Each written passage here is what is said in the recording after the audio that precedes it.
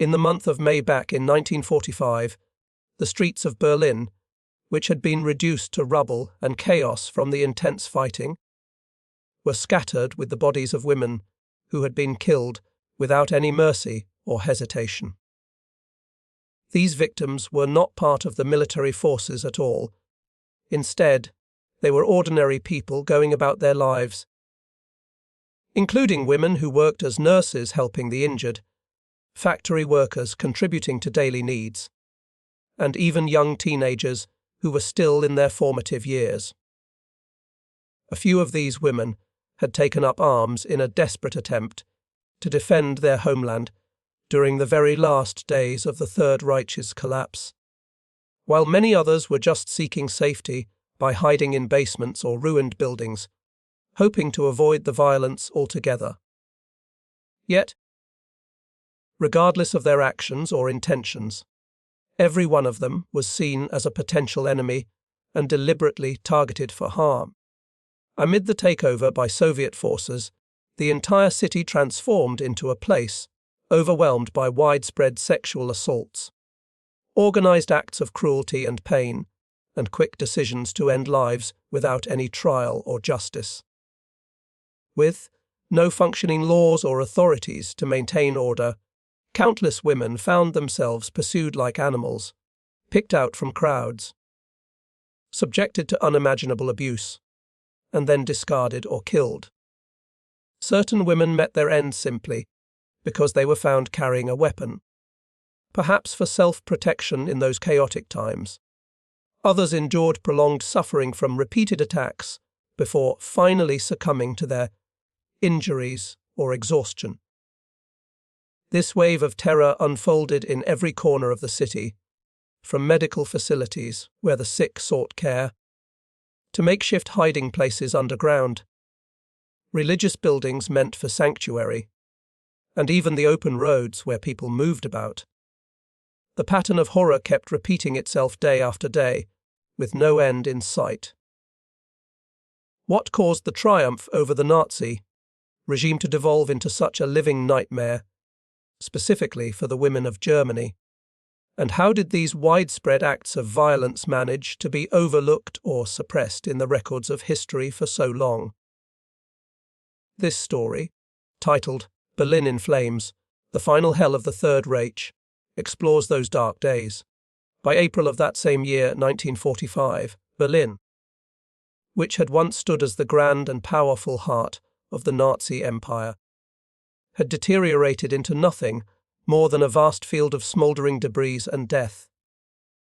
The wide streets that were originally built to showcase impressive military displays and parades had now become narrow paths, filled with flames, exploding fragments from bombs, and constant danger. The city, which had served as the central hub of Nazi authority for a full 12 years, was now approaching its complete downfall and destruction. The massive Soviet assault on Berlin kicked off on the 16th of April, as three major groups of their army closed in on the capital from positions along the Oder River. Leading from the eastern side was Marshal Zhukov's First Belarusian Front, pushing forward with determination. Coming up from the southeast was Konev's First Ukrainian Front, adding to the pressure. And from another angle was Rokossovsky's Second Belarusian Front, completing the encirclement. This enormous military force consisted of over 2.5 million troops, equipped with 6,250 tanks for armoured assaults, and an astounding 1,600 pieces of artillery to bombard the defences. It represented the ultimate blow that would crush the Nazi regime once and for all. Stalin, the Soviet leader, had given strict commands to capture Berlin, ahead of the approaching forces from the Western Allies, making sure that it would be the Soviet banner waving triumphantly over the wreckage of the city. This objective went beyond mere strategy on the battlefield. It stood as a powerful symbol of payback for the staggering 27 million Soviet lives lost, since the German invasion began years earlier. The efforts to defend the capital, under the command of General Helmuth Weidling, were feeble and disorganized, barely able to put up a meaningful fight against the overwhelming invaders. Out of the roughly 800,000 people listed as defenders, the majority were untrained and unprepared individuals, such as boys in their teens from the Hitler Youth Organization. Older men pulled from civilian life into the Volkssturm militia, and even labourers from other countries, who had been forced into service against their will. Only about 5,000 among them were hardened regular troops, mostly from the SS units, who understood that surrender would likely mean no quarter given due to their notorious reputation. The entire city had been hastily turned into a makeshift stronghold, with barriers constructed from piles of broken stones and debris, flipped over streetcars blocking paths, and everyday household items like furniture stacked up as obstacles. In a drastic measure, certain underground train stations were intentionally flooded with water to slow down the Soviet troops' progress, a decision that tragically drowned hundreds of innocent people seeking shelter there. The residents of Berlin, who had already suffered through years of relentless bombing raids from the Allied air forces, were now thrust into the nightmare of close quarters fighting within their own neighbourhoods. The sounds echoing through the air were overwhelming and constant, with explosions from artillery shells, bringing down entire structures, the agonized cries of those hurt in the crossfire, and the rumbling tracks of tanks maneuvering through tight urban spaces. Everyday existence had boiled down to a raw fight, just to stay alive amid the destruction. The food distributed through official channels provided scarcely 1,000 calories each day, far short of what was needed to maintain health and energy. People had to line up at public fountains or pumps to get water, often carrying it back in buckets through dangerous areas. Power for lights and appliances came and went unpredictably, making it hard to rely on, and supplies of gas for cooking or heating were almost completely cut off. Most folks managed to get by on simple staples like potatoes and turnips, sometimes adding in tougher meats from horses, or even their own household animals, when desperation set in. In the underground trading networks that sprang up out of necessity, something as small as a single cigarette could be swapped for a modest portion of bread to stave off hunger. The mental and emotional condition of the people swung wildly between sheer panic and a deep sense of despair with no way out. The messages pumped out by Joseph Goebbels, the Nazi propaganda chief, which once might have inspired loyalty, now came across as nothing but a bitter joke in the face of reality. Posters and slogans plastered on walls declared things like, "Every German will defend his capital with his life." But hardly anyone held on to hope for a turnaround anymore. Their only goal was to make it through another day alive. That fear gripping everyone was founded and grew from real threats. The Nazi regime's own propaganda machine had painted the Soviet soldiers as savage invaders from Asia, driven by a bloodlust for anything German, using the same kind of degrading language that the Nazis themselves had directed at Russians to justify their actions. Tales spread rapidly about horrific events in regions like East Prussia and Silesia, where thousands of women had been subjected to brutal assaults. Faced with such stories, numerous families seriously considered ending their lives together as a group, viewing it as a preferable option to being captured and mistreated by the advancing forces. Deep underground in the fortified bunker, beneath the Chancellery building, Adolf Hitler was attempting to manage a war effort that existed more in his delusions than in actuality. His directives no longer aligned with the facts on the ground. He insisted on launching offensives using army units that had been wiped out or never existed in the first place. And he harshly criticized his commanders for supposed weakness whenever they delivered truthful updates about the dire situation.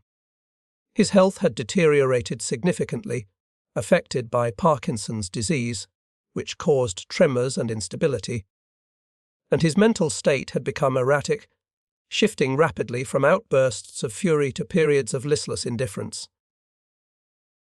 On the 30th of April, Hitler chose to end his own life by suicide, alongside Eva Braun, the woman he had married in a hurried ceremony just the day before. Following his instructions, their remains were set ablaze in the gardens outside the Chancellery, even as battles continued to rage only a short distance away. The following day, Goebbels imitated this act, first administering poison to his 6 young children using cyanide capsules before taking his own life. By the 2nd of May, General Weidling issued the official command for all remaining German forces to cease resistance and surrender. The troops under his command put down their weapons, marking the end of organized fighting. In a last-ditch effort, thousands of them tried to slip through the surrounding Soviet lines in hopes of reaching and giving themselves up to the Western Allied armies, knowing that their odds of being treated humanely would be much better there. As the iconic red Soviet flag was hoisted atop the Reichstag building, symbolizing victory, the toll on the German side was staggering. Over 100,000 defenders had been killed in the fierce urban clashes, and another 125,000 were taken as captives. However, the act of surrender did not bring about immediate peace or stability to the shattered city, without any established governing bodies or rules in place.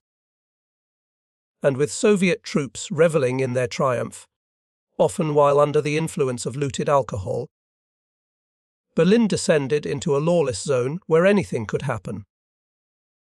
The roadways and alleys were littered with bodies that lay unburied, adding to the stench and horror, while dazed civilians wandered about in search of essentials like clean water, something to eat, or a safe place to rest their heads. For the women of Germany in particular, this marked the onset of an even greater ordeal that overshadowed the end of the war.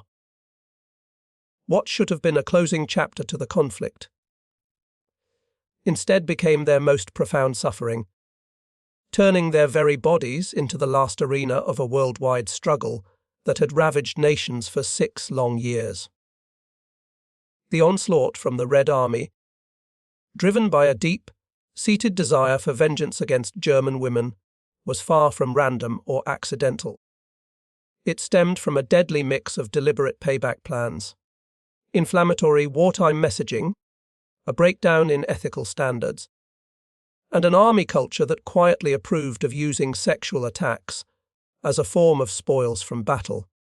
It all traced back to the launch of Operation Barbarossa in June of 1941, when Hitler violated the non-aggression agreement known as the Molotov-Ribbentrop Pact and sent his forces pouring into Soviet territory. This wasn't a standard war between armies. It was designed as a campaign of total annihilation, rooted in the Nazis' beliefs about racial superiority. Their broad strategy for the eastern regions aimed to wipe out or subjugate the Slavic peoples entirely, clearing the way for German colonists to claim the land as their own living space. This nightmarish plan was put into action through specific commands that called for the immediate killing of political officers, guerrilla fighters, and Jewish people, without bothering to separate soldiers from everyday folks. As the German armies advanced, they created a path of utter devastation in their wake. Whole communities were burned to the ground, with residents either shot on the spot or shipped off to work as forced labourers in distant camps. During their eventual pullback, they employed a tactic of leaving nothing usable behind, setting fire to crops in the fields, slaughtering animals that could provide food, contaminating water sources with poison, and demolishing roads, bridges, and other vital structures. The scale of loss and pain endured by the Soviet people was beyond comprehension. A total of 27 million of their citizens perished, encompassing 8.7 million military personnel who fell in battle and more than 18 million non-combatants caught in the crossfire or targeted deliberately. The city of Leningrad withstood a grueling siege that lasted 900 days, during which 800,000 residents starved to death, froze in the harsh winters, or were killed by aerial attacks. The brutal, street by street, fighting in Stalingrad claimed the lives of 900,000 soldiers from both sides combined. At a site called Babi Yar near the city of Kiev, specialized German killing squads carried out the mass murder of 33,000 Soviet Jews over the course of just 2 days. Acts of sexual violence were woven into this invasion as well. Research from history books has uncovered evidence of widespread and repeated assaults by German soldiers, particularly in areas like Ukraine and Belarus. While these incidents weren't as centrally planned as the genocide against Jews, they happened on a large scale, and frequently, the victims were killed afterward to eliminate witnesses. The portrayal of Slavic people as lesser beings allowed many German troops to rationalize these horrors, seeing them not as wrongful acts but as acceptable treatment toward those they deemed inferior.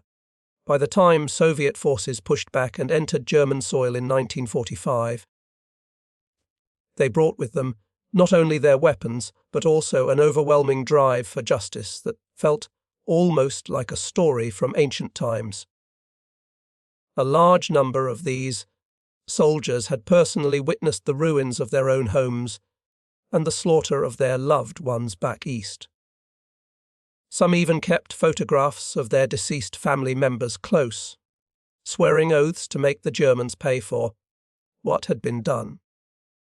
Instead of calming these vengeful feelings, Soviet propaganda actively stoked them to keep morale high and hatred burning. A prominent writer named Ilya Ehrenberg penned fiery pieces that were spread far and wide, with lines urging, "If you haven't taken out at least one German today, you've let the day go to waste. If you've already dealt with one, go after another. There's nothing that brings us greater satisfaction than seeing German bodies piled up." These writings, printed in millions of leaflets and distributed among the troops, framed every single German, soldier or civilian, as a deserving recipient of punishment. Even though Stalin put out a directive in January of 1945, calling for proper treatment of German non-combatants, the seeds of resentment had already taken deep root. Countless soldiers had absorbed the notion that no German deserved compassion, erasing any line between those in uniform and ordinary people. The men of the Red Army who stormed into Berlin were predominantly young men from rural backgrounds, with little formal schooling or experience beyond their villages before the war pulled them in. For them, enduring 4 years of relentless combat had made extreme acts of violence seem commonplace and unremarkable. Several elements worsened this loss of sensitivity to human suffering. They lived under a rigidly strict system of rules, where directives like Order No. 270 and Order No. 2227, known as "not one step back," declared that giving up or retreating without permission was equivalent to betraying the nation, and the penalty was often a quick death by firing squad. Thousands upon thousands of Soviet troops were executed by their own superiors for even small violations, creating an atmosphere where brutality was the norm for enforcing obedience. Adding fuel to this fire was the widespread availability of alcohol. Berlin's stores and production facilities for wine and spirits offered endless supplies to soldiers who had rarely, if ever, encountered such abundance before. Commanders frequently handed out vodka as a boost before engagements and as a celebration afterward.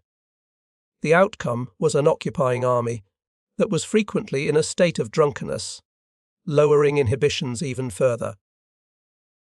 Within this volatile mix of factors, German women emerged as the primary symbols of the hated enemy and the main focus for acts of revenge. They weren't viewed as harmless bystanders, but as essential components of the Nazi machine. Mothers who had raised boys to fight in the Wehrmacht. Spouses who had stood by men committing atrocities on the Eastern Front. And labourers who had produced weapons in factories to sustain the war effort. Using sexual attacks became a method of delivering group punishment, a means to not only harm the women themselves, but to degrade the entire German nation through their suffering. One lieutenant expressed this sentiment in a letter home, stating, "Berlin is our prize after all we've endured, and that includes its women." Another trooper admitted in his accounts, "We hold no pity for them. They're the ones who supported fascism. We tried mercy in places like Stalingrad, and they repaid us with destruction. There'll be none of that here in Berlin." The leadership of the Soviet forces did release guidelines aimed at curbing misconduct among the ranks, such as Directive No. 006, which emphasized maintaining order and showing respect toward civilians. But putting these into practice proved nearly unfeasible. The sheer scale of the Red Army, with millions of personnel spread across hostile land, made close oversight a logistical nightmare. The disarray of city fighting further weakened the ability of officers to monitor their men. Even more critically, there was often unspoken approval or participation from those in charge. Many higher-ups joined in the attacks themselves or allowed them as an informal perk for their exhausted soldiers. Others chose to ignore the reports, dismissing them as unavoidable side effects of warfare. When General Sokolovsky was informed about the scale of the assaults, he reportedly shrugged it off with, "These things are bound to occur. We can't rewrite what people are like deep down." A particularly unsettling element was the involvement of some Soviet women serving in the military. While a few bravely stepped in to shield German civilians, putting themselves at risk of being labelled as enemy sympathizers and facing discipline, others stayed quiet or even spurred on the violence, believing it was a form of rightful payback for past wrongs. One nurse reflected years later, "Our hatred for anything tied to Germany ran deep. Seeing those scenes unfold, we figured it was their turn to feel what our own women had gone through." The attacks showed no regard for the victims' ages or personal situations. Girls as young as 10, elderly women in their 80s, religious sisters in convents, and even those expecting babies, all fell prey without exception. It didn't matter if a woman had actively backed the Nazi government or had herself been persecuted by it. Simply being of German origin made her vulnerable. Tragically, some survivors of the Holocaust, Jewish women who had managed to stay hidden throughout the war, also endured this fresh wave of terror. The way these assaults were carried out made it clear that they went beyond mere physical urges. They were calculated to assert complete control and inflict maximum shame. Numerous women were violated multiple times, occasionally by groups of dozens of men, right in view of their loved ones, or out in open areas for all to see. Some were deliberately scarred or branded, as a lasting sign of Germany's defeat. Others were taken away for extended periods, held captive in places occupied by Soviet groups, and treated as personal servants for their pleasure. The most heartbreaking part was the blanket of official denial that descended afterward. Stalin had every reason to preserve the heroic reputation of the Red Army as the saviors who freed Europe from fascist rule. So any accounts of these misdeeds were hidden away, marked as secret, or outright eliminated. Troops were warned against discussing these darker sides of the campaign with anyone. When scholars in later years sought to uncover and record these events, they ran into walls of restricted files, edited personal stories, and a government-approved version of history that either flat out-rejected the claims or downplayed them to insignificance. This deliberate cover up-piled on yet another burden for those who had lived through it. Not only had they been brutalized, but now their pain was being erased from the collective memory, as if it had never occurred.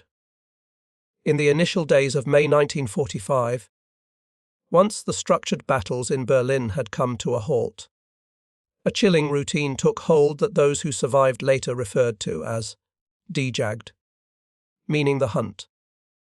This wasn't part of any formal military strategy, but rather a methodical pursuit, where women were treated as game to be tracked down. The chasers had clear routines, preferred times of day, and repeated tactics that showed how structured and predictable it had become. Everyone in Berlin, especially the women, quickly learned the typical hours when these hunts would intensify. They usually started as evening fell, after the Soviet troops had wrapped up their daily assignments and had plenty of time to drink heavily from looted supplies.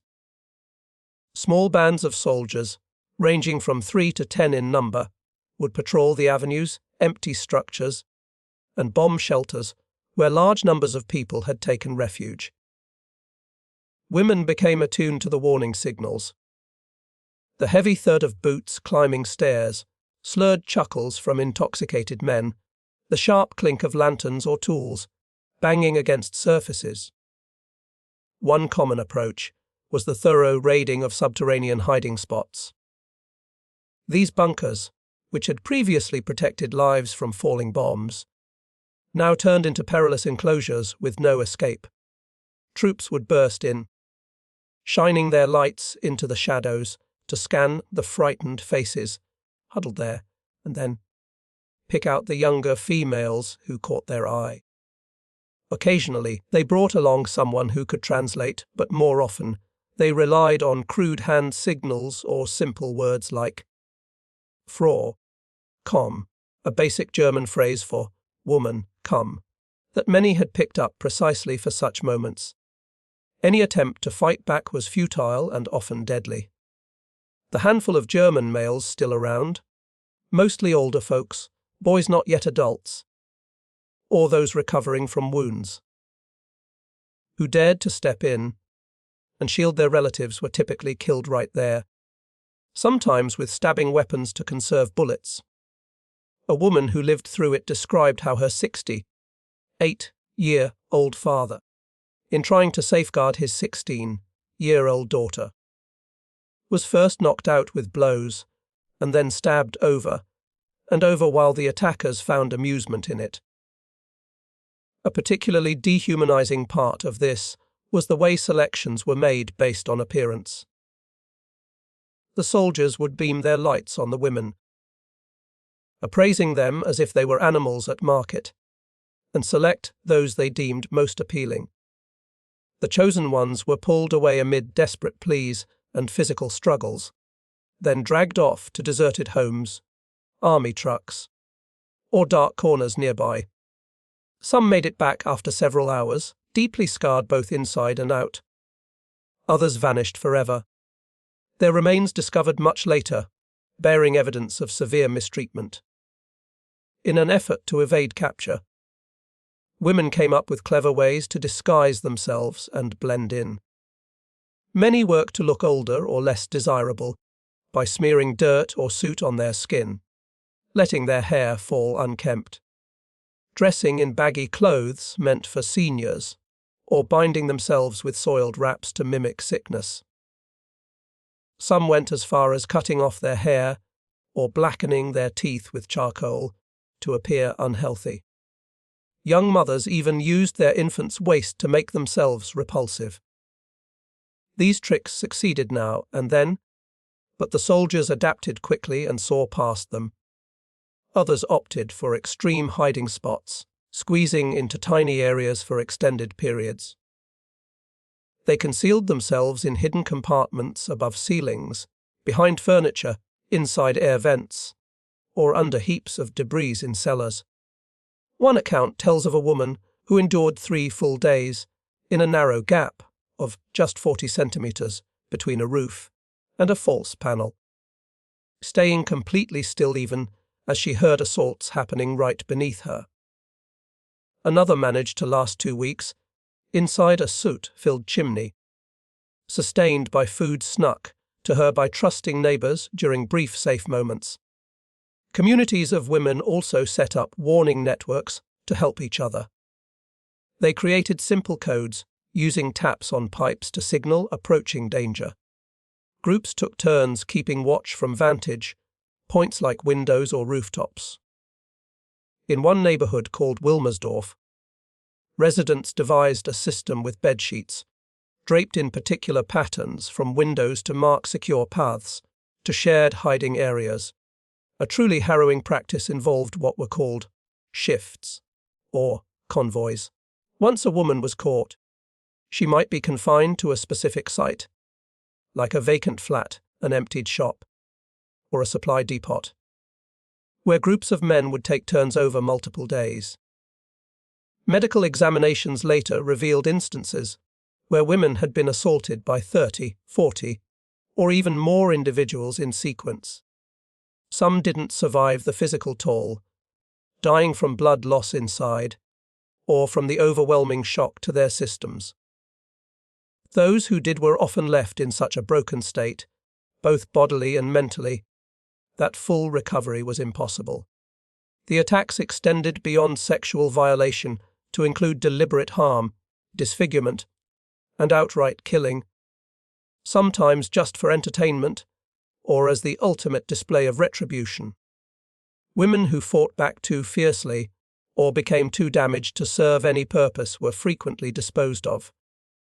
The means varied widely: close-range shootings, choking, or brutal strikes with the stocks of guns. In neighbourhoods like New Cologne and Kreuzberg, discovered bodies showed horrific signs of abuse, such as cuts to private areas, removed body parts, and even organs pulled out. Dr. Franz Koenig, a physician, kept records showing 187 women killed with extreme forms of sexual injury in just the Moabit area from the 1st to the 15th of May in 1945. Women who had weapons or were linked to any form of opposition suffered especially vicious ends. In the closing phase of the conflict, following Hitler's call for every citizen to fight, some women had joined militia groups or assisted SS operations. Others merely had guns at home for defense. When found with such items, they weren't given the status of proper fighters. Instead, they were labelled as hidden shooters or insurgents and killed without delay, usually after group assaults. A Soviet trooper recounted an event in Pankow. "We came across 5 young women holding rifles. The oldest among them wasn't even 20 yet. They all had armbands from the Volkssturm. Our leader had them march to the yard outside. I assumed they'd be questioned, but they were just positioned against a wall and fired upon. Their bodies were then abandoned there to deter anyone else thinking of resisting." The locations of these crimes often shared traits that left victims utterly defenseless and alone. For instance, in a birthing centre in Schöneberg, attackers targeted not only the staff nurses, but also new mothers still recovering from labour, some connected to medical equipment. Educational buildings, repurposed as temporary refuges, were hit repeatedly. At the Linnet School, records indicate at least 87 females, including girls, were victimized in one day alone when a Soviet gun crew set up headquarters there. Especially shocking were the invasions of places of worship. Multiple nunneries were stormed, with the sisters subjected to repeated assaults, possibly targeted more intensely because their vows of chastity made them symbols of innocence to corrupt. In the Seistain, Elizabeth Catholic convent in Mit, those who survived described being assembled and sorted by how old they looked, with younger ones isolated for ongoing mistreatment lasting 3 days. Another tragic element involved forced volunteers. When soldiers encountered clusters of women, they might demand that some step forward willingly to satisfy them, implying that compliance would spare the rest. Though this was seldom true. This setup forced agonizing choices, breeding long-lasting guilt. Mothers often offered themselves to shield their daughters, and older siblings did the same for younger ones. Journalist Ursula von Kardorff, who quietly noted these occurrences, wrote of an pact among 5 women in her residence. When we detected their approach, one would go out to distract them from hunting the others. We rotated. I did it twice. Afterward, I avoided mirrors, not from what was done to me, but from seeing myself as someone who chose to walk into violation. But in those moments, what other paths were open? At times, the pursuits took on a ceremonial feel for the aggressors.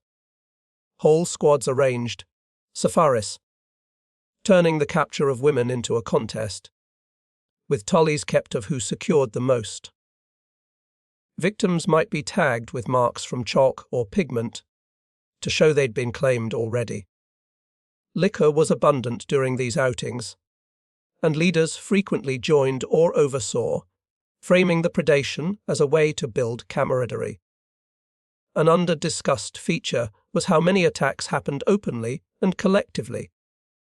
Unlike peacetime crimes often done in secret, Berlin's assaults were frequently performed before audiences, fellow troops, the woman's relatives, or bystanders, heightening the degradation and underscoring absolute power. It violated not just the person, but their sense of self, honor, and place in society. Death rates for those attacked were alarmingly high. Some perished immediately from wounds like internal ruptures, head injuries, or being choked. Others lingered but died from untreated infections, as care was scarce. Weeks later, some succumbed to issues from hasty attempts to end pregnancies. Scholars later calculated that 8,000 to 15,000 women lost their lives directly due to these assaults in Berlin's early occupation weeks. Adding to the sorrow was how the remaining German men responded, with most able-bodied males gone, killed, captured, or concealed. Women had little defense. The men who were left grappled with impossible choices. Stepping in meant almost certain death, while doing nothing left them racked with shame for not protecting kin. Many families turned to ending it altogether as their final option. In Wannsee, a physician and his spouse gave poison to their 3 adolescent girls before doing the same themselves, leaving behind words explaining they'd rather perish as one than witness the daughter's degradation by the invaders. Such heartbreaking decisions became common as groups chose death over endless fear and shame. When the guns fell silent in Berlin, the medical network was as broken as the cityscape. Out of 60 hospitals that operated before the war, only about 10 were still somewhat functional. Structures damaged by explosions, a dire lack of drugs and tools, fewer workers than needed, and no reliable utilities made providing care feel like an insurmountable task. Yet, These facilities became the new battleground for addressing the aftermath, mending the physical and emotional wreckage from widespread sexual attacks. The renowned Charité Hospital, long the city's top medical hub, tried to mount a unified effort under Dr. Ferdinand Sauerbruch's guidance, setting aside sections specifically for assault survivors. Preserved patient logs paint a grim picture of the crisis's scope. In the first 3 weeks of May 1945, over 3,700 women sought help for injuries tied to these attacks, making up roughly 60% of all non-military cases. The medical notes repeated similar horrors: damage to intimate areas, breaks in the pelvic region, bleeding inside the body, shattered bones from rough handling, and head wounds causing disorientation. Dr. Walter Sietikel, who led gynecology, noted in his writings, "We're dealing with something never seen before. The harms we encounter each day exceed, in both intensity and volume, any prior records. This isn't scattered incidents of violation. It's the fallout from violence on a massive, almost factory-like scale. The setup for care was stretched beyond limits. Surgeons worked in near-primitive setups, lacking proper numbing agents, cleaning tools with whatever alcohol was on hand, or hot water when possible.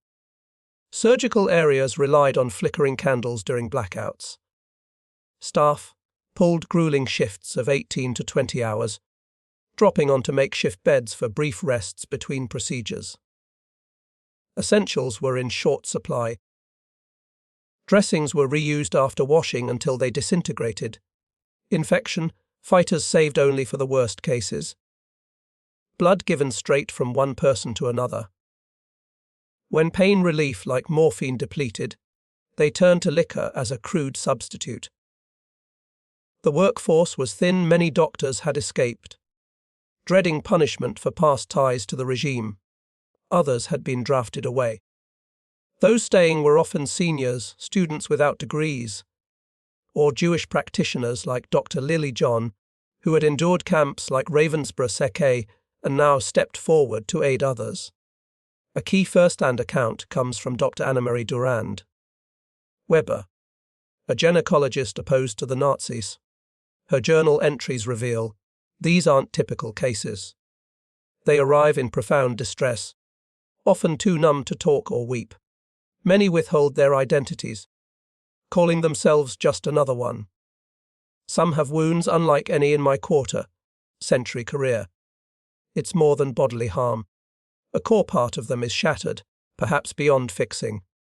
Dr. Durand, Weber catalogued extreme examples. 13-year-old girls needing intricate repairs, seniors with widespread bruising and breaks, expectant mothers losing their babies from trauma. One case haunted her, a 19-year-old found unconscious after assaults by at least 25 men, abandoned curbside, despite attempts. She passed during operation from severe blood loss and shock. Over time, Soviet medical personnel started assisting, bringing in resources and help. While this support was crucial, it stirred mixed feelings. Numerous patients rejected care from them, terrified of more harm. Conversely, some Soviet doctors displayed true empathy and regret, laboring endlessly to undo damage caused by their fellows. A huge health challenge was the rapid spread of diseases passed through intimacy. Soon, Berlin's clinics battled a massive outbreak of syphilis and gonorrhea, with penicillin just emerging for public use and in short supply. Many couldn't get effective treatment. Staff fell back on outdated options like arsenic or mercury mixes, which worked inconsistently and caused harsh reactions. Dr. Charlotte Pommer, an expert in such illnesses, gauged that about 60% of violated women caught something.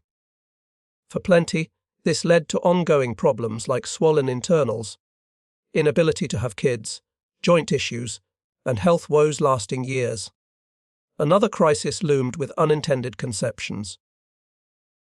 Tens of thousands of German women found themselves carrying children from these assaults during the takeover. Health officials quietly set up ways to allow terminations, even though German laws at the time, under paragraph 218, banned them. But in this dire situation, it was overlooked as a needed act of kindness. Panels of doctors were formed to greenlight procedures for those attesting to attacks by occupying troops. These were done in risky settings, often without pain relief. Risks abounded: heavy bleeding, infections, organ punctures. Some women didn't survive the process. For others, it was the sole path forward, avoiding a child born from horror. A nurse at Moabiter Hospital noted, "They arrive frantic, pleading to remove it.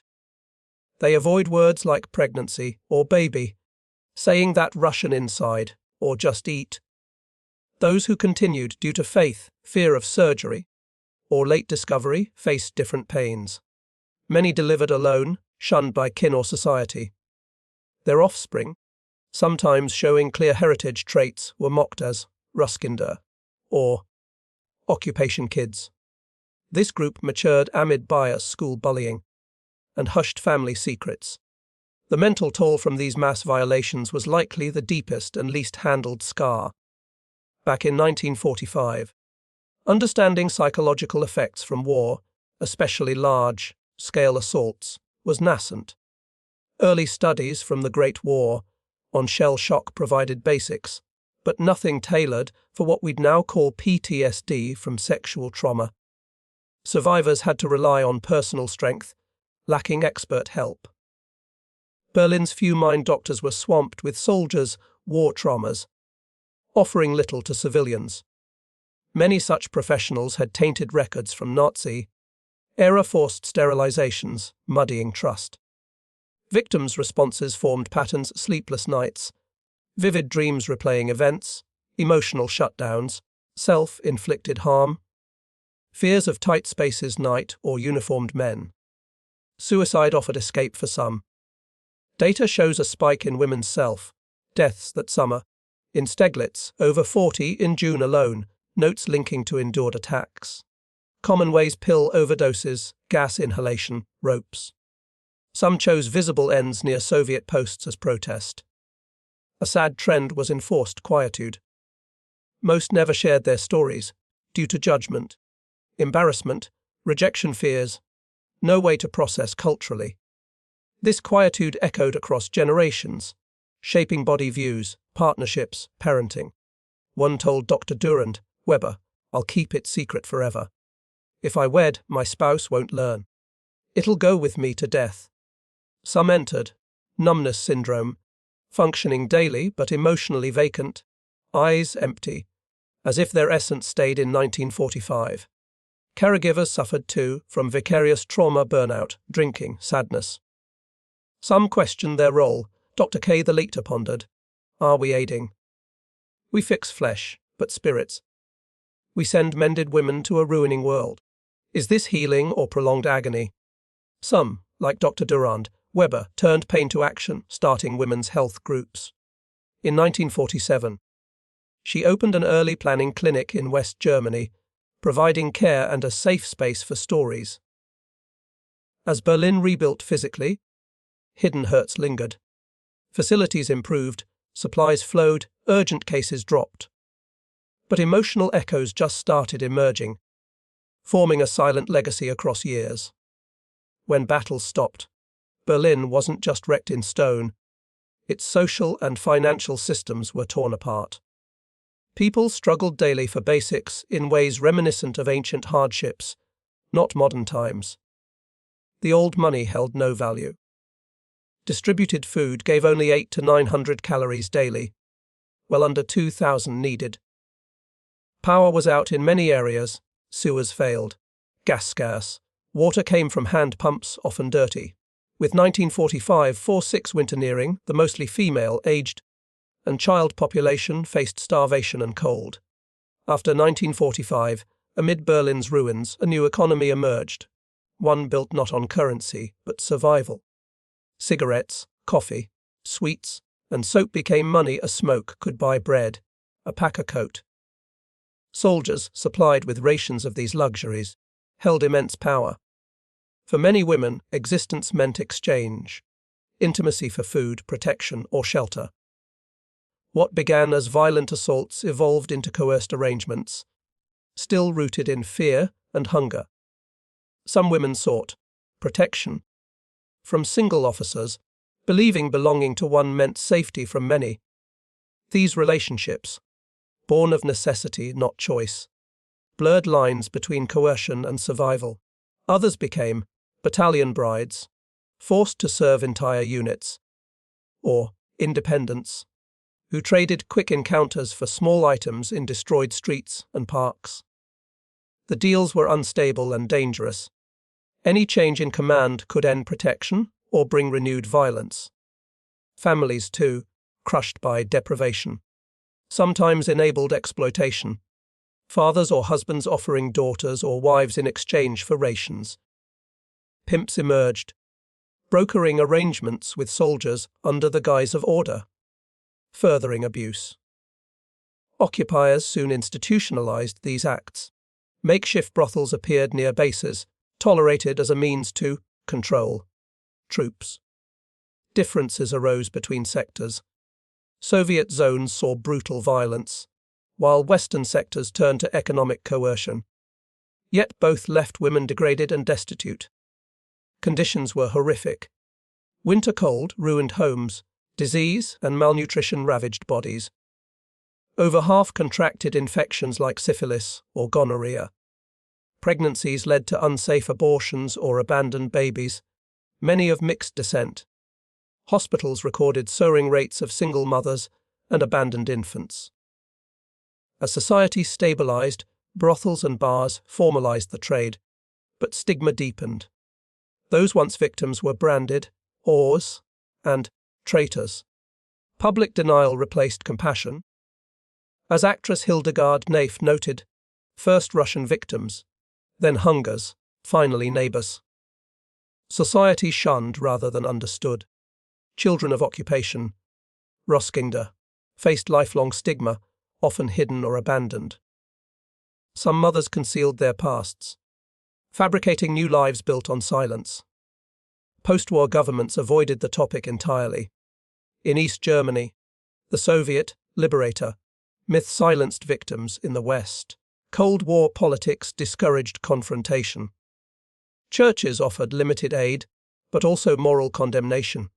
Women carried untreated trauma, nightmares, detachment anxiety, now recognized as PTSD.